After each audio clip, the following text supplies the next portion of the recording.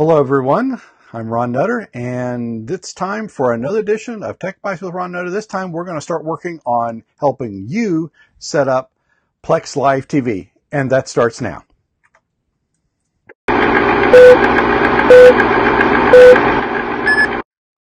Okay, thought I had all the buttons ready. Sorry about that one.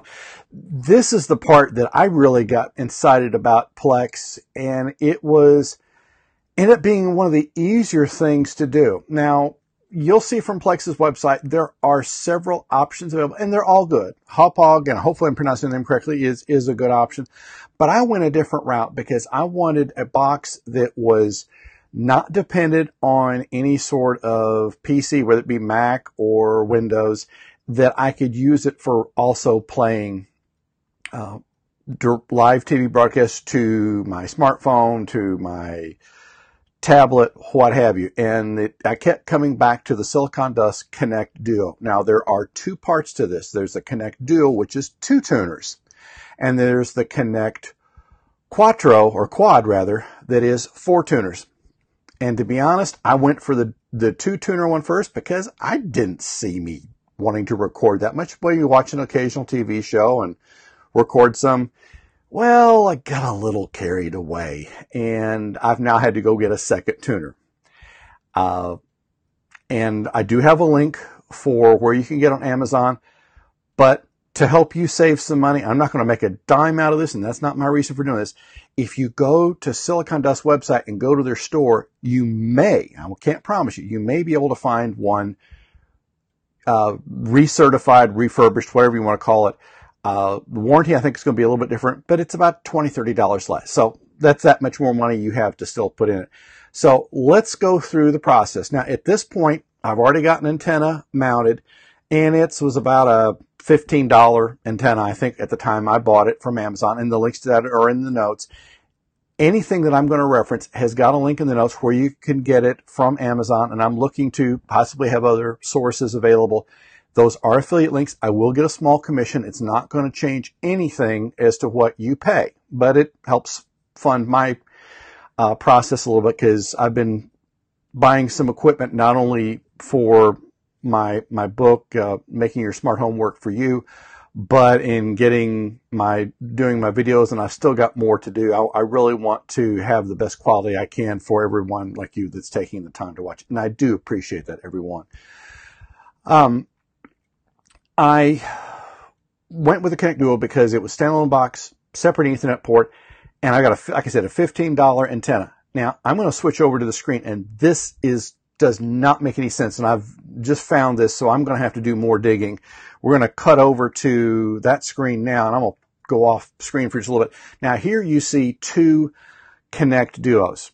The one request I would have of Silicon Dust is they give you a way to name these things. The reason I know which one is the newer one, well, besides the obvious, is I looked at the MAC address, and it's labeled on the bottom of the box, so God love them, they did that one right. You can very quickly identify it, but also the date of the firmware. This was my first one. This is the one I started with. This is the one that I'm going to show you what we have to do to get things up and running to get it to where it's going to work. Now, here's the part that doesn't make sense. The antenna for both of these they're sitting right beside each other. One's about in a 1 foot difference from the other. It makes no sense. This one, at this point now, we haven't updated the firmware. It's already showing one more channel than that one. That I've got to figure out. And it's going to take several hours of doing signal comparison and looking at the logistics. But this is where you get started. So I'm going to have to shift to another screen, and you will actually see me. I'll click on that one, and you'll notice it says channel lineup, sys tuner status, system status. Now, the first thing I would do with system status is go down here and see it's already reporting that there's a firmware version ready. So we'll go ahead and install and reboot, and it takes now granted, I have Google Fiber, so it takes about a minute or two.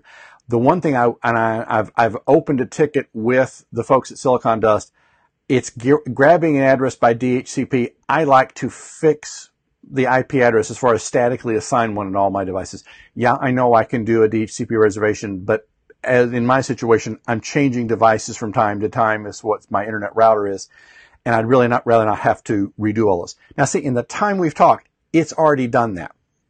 So that to me says it's fairly Spartan and it's pretty fast. So it's not intuitive, but if you go up here, then we go back to the main page for that device and see now it's already reporting the new firmware is there.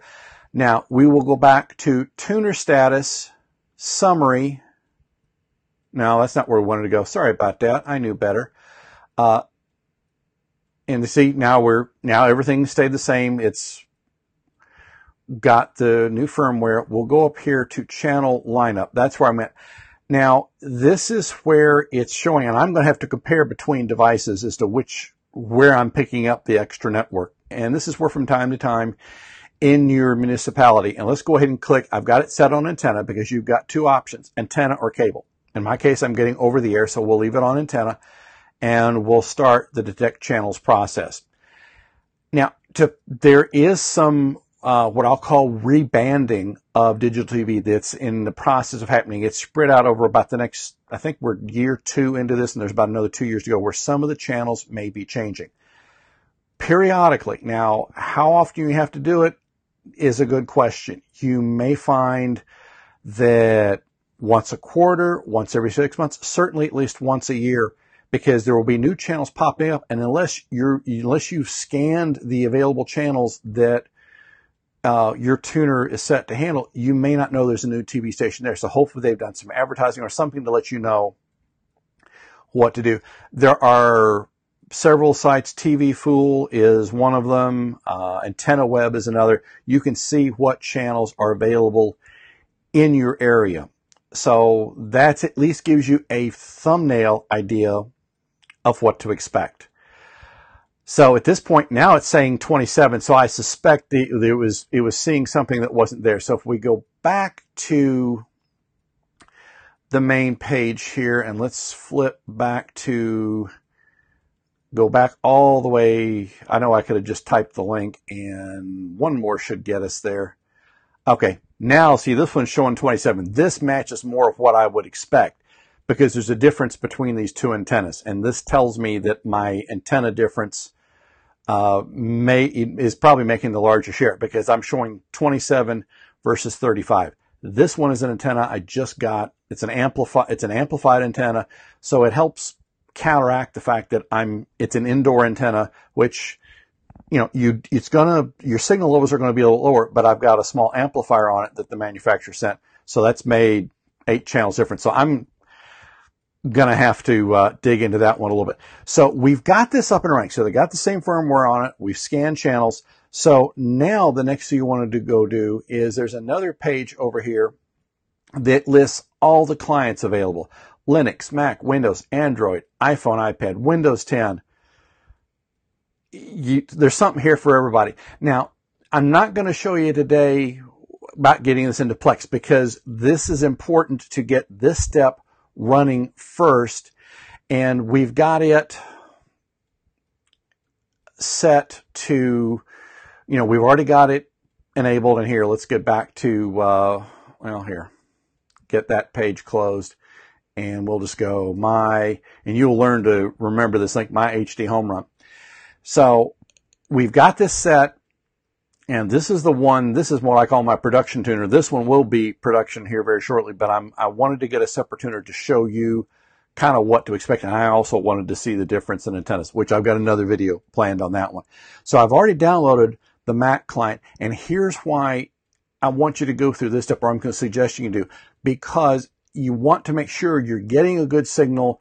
And so if you have a problem, you don't have to figure out, is it something in Plex that needs to be set up differently? Is it something on the HDHomeRun Connect Duo? This is a good intermediate step to go through. Plus, you'll probably want to look at getting some live television independent of Plex. So you've got to do an HDHomeRun record here. We're not going to do that right now because we're using that functionality that's from Plex. But we'll go that at another point. So 43 megs, that's not bad. It takes a few seconds to do. And it's going to check. If we had not updated the firmware, it was going to check for us. So we're already up to date. Don't have to worry about it. And we'll close out the terminal window here. And we'll click close. Yes, we can move the installer to trash. I normally like to keep the installer around, but we'll go back to that one later. So now let's go down here and you'll see a new, well, I'm sorry, you can't see it here. I can. HDHomeRun. We're bringing that up right now. And let's see if it tells us. Okay, and we're going to temporarily kill that one because I don't want to run afoul of any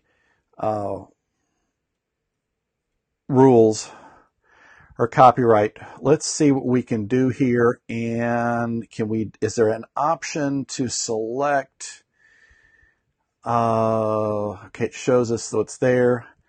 Okay, that's something I'll have to bring up with the folks at Silicon Dust to see a quick channel. Okay, we'll go ahead and drop that one because obviously we don't want to be getting into a copyright situation. So that's all there is to it. Now there are some things to look at, and let's go ahead and while we're here, go back to the no, not that screen here. Let me get back to here. And because we want to do this, and then we'll go to here, and then we'll go back to here. Okay, what you'll want to do is, this is where we'll initially bring up TV Full. I'm not going to spend a lot of time on it, but this will give you a good idea. And we'll go TV Signal Locator. Like I said, there's several ways to do this. And let me shift off that screen for just a second here. And then we can go here. And I'm just filling some information here. And there's also a way where you can tell it how many stations are going to be in your area. And this gives you a good idea of what your potential is. And I say potential because depending on what you're dealing with, you may have some challenges. Like see for here, with the way things, with the market that I'm in, I've got two main groupings of towers. And I can pretty much tell you where those towers are because as I drive into one part of Kansas City, there's one clustering where most of the towers are located. And you've got one here off to the side, one here off the side. This is going to be a little bit challenging because I'll have to decide, do I go for these or do I try to pick up everything? And this is where these are starting to get far enough out. I would have to use an outside directional antenna or go back to ye old days when you had a tower out beside your house and would have a rotator and it would point the antenna.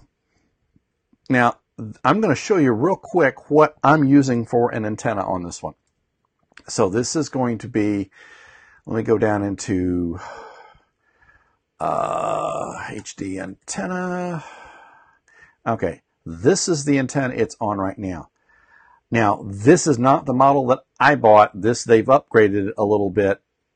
And it's got an amplifier on it, so that definitely is going to make a difference. But right now, I'm running on just this antenna with no amplifier in it. So I'm getting, you saw the 27 channels, and that's not shabby. I mean, that really is, in just, a few minutes to a great degree, we have this up and running. So I do have it on a gigabit Ethernet switch, even though the port on it is only 100 meg from the spec sheet. I wanted it to have plenty of bandwidth because I do have a second tuner there. I do have my Plexer. I've got several things that potentially really may need some bandwidth. So I wanted to make sure that wasn't the case. So as you can see, it's not that hard. The key thing is finding where to put the antenna. And that's going to take some doing. If it's an indoor antenna, you're going to have to experiment a little bit. I mean, when I first got into this, I put it right above the TV set. I mean, as you hear something in the old days. you basically had the rabbit ears on top of the TV, and that was what most people used to a great degree, unless you were out in more of a rural area or you were in an area that had primarily UHF TV stations, which a lot of the digital ones still are. But with digital, they travel much better, at least from what I've seen in some other digital communication that I've been working with. So you may have to experiment a little bit, because depending on where the transmitter tower, TV station towers are and where you are, you may have to move it a little bit. And this is where, this shows you a minor difference. But with what I did, and let's flip over. No, didn't want to do that. That's what happens when I go off the main screen. Let's go over here and we'll back HDHomeRun. Now up here, HDHomeRun.com. Give it the full URL. And actually, no, I'll get it right here. My HDHomeRun. Now this gets us directly into, and you see there's a brief lag in there while it's going out and seeing what hardware you've got. Same basic location, yet I've got an 8-channel difference. And I'm attributing this at this point to the amplifier being on there. I'm going to do some more experimenting, but this is something that, who knows with what may happen. I may try an outdoor antenna just for general principles, but as you see, this is really a very straightforward process. It took longer to unpack it than it did to get it working, because the little tuner box that you'll see on their website, and I should have had the box in here and I didn't, I apologize for that. So a little box you plug in. I always plug in the antenna first on this, then the Ethernet connection, then the power. And as you saw, it had tried to do some type of channel scan. Don't know what it picked up, but when I rescanned it, then I had the right, I had a more accurate set of numbers. And we'll just see. But now this is the part you need to get running first before you try to light up live TV directly, because there's some other steps, and we'll go through that in the next video and showing you how to get live TV working with your Plex. And then you literally come very close to having one console, one interface to getting live TV, looking at your pictures, looking at the movies, and listening to audio. That's the one thing I'm also going to be working on too. So as you see, there's a lot of possibilities with Plex, and doing the Connect Duo is certainly one way of doing it, and it's the way I went for it. And I liked it so much I bought a second tuner, because it was either that or going to a whole nother technology, which I liked what the Connect Duo was doing, and I saw no reason to change. The only thing I would do differently now, knowing what I do, is I would have bought a quad, not a duo. But you live and you learn, and that's something to think about. Look at if you have more than just you at home, look at your family's TV viewing habits and see what you may need to do. Because if you got a 2-tuner one and it's recording 2 different shows, you can't look at any live TV separately from that. So, look at it. And if you're really an information gathering person, you may get 2 quads. I don't know if a particular limit. I know that the Plex is supposed to be able to handle a second tuner, and that's the next thing we'll get into, is because right now I'll be showing you first how to connect it in as the primary tuner, because I've got my Plex media server that we set up in the last video, and then I'll show you what it's like to set it up as a second tuner, because that may introduce some changes, but it's nothing that we can't figure out, because that's why I'm here to help you go through this. So again, appreciate you watching the video. Anything that you have talked about in this video is in the description. So there's affiliate links to all that, which I do make a small commission on. Doesn't change your price. If you'd like to see more of these videos, please subscribe to the channel. I appreciate everybody who has done that so far. That really helps me, because I'm not getting paid to do this. It is something that I'm doing to try to help others. And if you want to click on the bell notification, that way as I post new videos, you will have almost instant notification, and you'll see some things about an email list, and there's some things I'll be doing with that as time moves forward. But everything that you've been seeing here is going to be in the book I'll be coming out with, probably about 2 months out right now. I'm trying to get this out by the end of July in 2018, where I'm going through the whole process of setting up a smart home. And it's not just light bulbs, you can see. It's not just electrical outlets. I'm doing garage doors. I'm making your smart TV, you're making your TV smart without having to go out and buy a dedicated one. And we can, as a whole another conversation we can have about smart TVs. I'm not a big fan right now because unless the TV is made in a modular format to where, say that there's a Roku in there. Well, if Roku drops support for that device, but yet your TV is still fine, now what are you going to do? So I'm more along the lines of having things separate. And it goes back to the old component stereo days.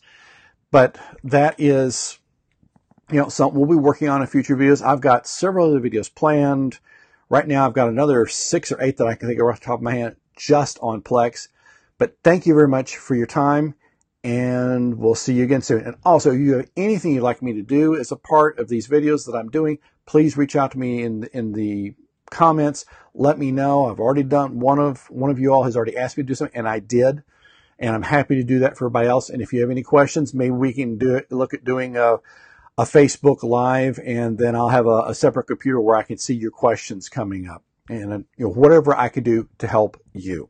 So thank you for your time, and we'll see you soon.